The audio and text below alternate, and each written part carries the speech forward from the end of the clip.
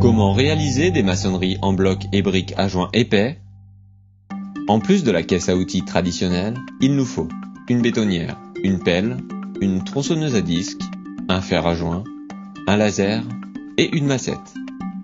Côté matériaux, on vérifie que tout est bien sur le chantier, les blocs, le ciment, le sable, l'eau, l'adjuvant, le colorant, les aciers et une planche de bois. Pour votre sécurité, n'oubliez pas les gants, le casque, les lunettes, les protections auditives, le masque et les chaussures de sécurité. Première étape, la pose du premier rang. Dessinez l'implantation des murs avec le cordeau à tracer.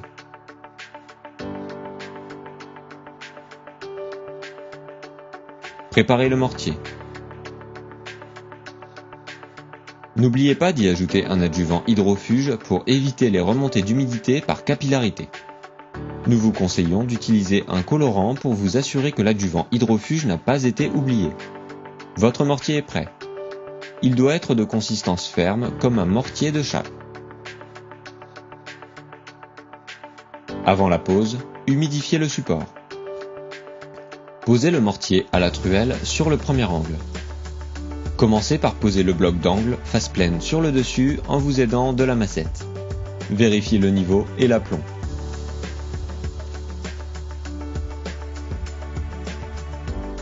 Faites de même de l'autre côté. Utilisez le laser pour l'altimétrie entre vos deux blocs.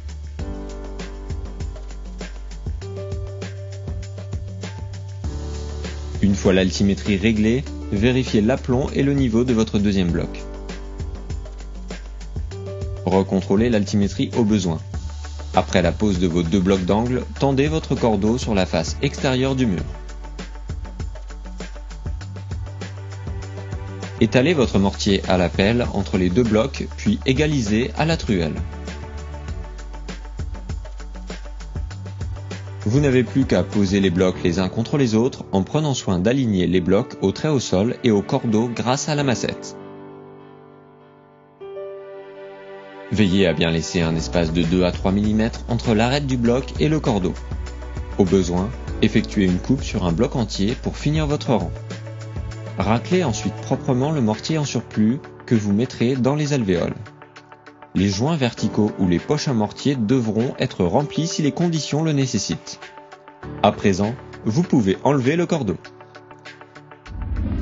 Deuxième étape, la pose des rangs suivants. Au préalable, pensez à réaliser une pige sur laquelle vous reporterez les positions de vos rangs en veillant à terminer votre mur à la bonne cote. Une fois que votre mortier est prêt, déposez-le sur le rang précédent.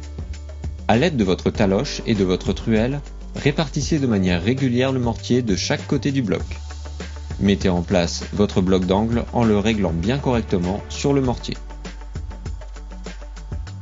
Le décalage des joints verticaux de deux assises successives doit être compris entre le premier et le deuxième tiers du bloc précédent. Vérifiez l'altimétrie à l'aide de votre pige. Réglez l'aplomb, le niveau et l'alignement.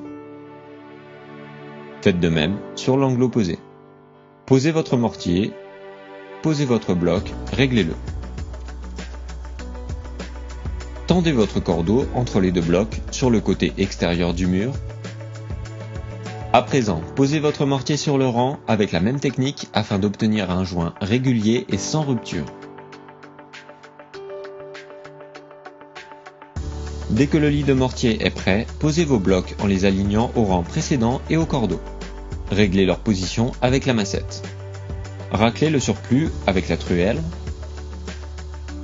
Remplissez les poches à mortier si les conditions le nécessitent, comme pour le rang 1. En cas de façades apparentes, vous veillerez à passer un coup de fer sur vos joints pour en améliorer l'aspect. Troisième étape, le chaînage. Faites une ouverture dans vos premiers blocs poteaux afin de retirer le mortier. La section des armatures ne doit pas être inférieure à 1,5 cm². Assurez-vous que le béton remplisse bien parfaitement l'intégralité du chaînage.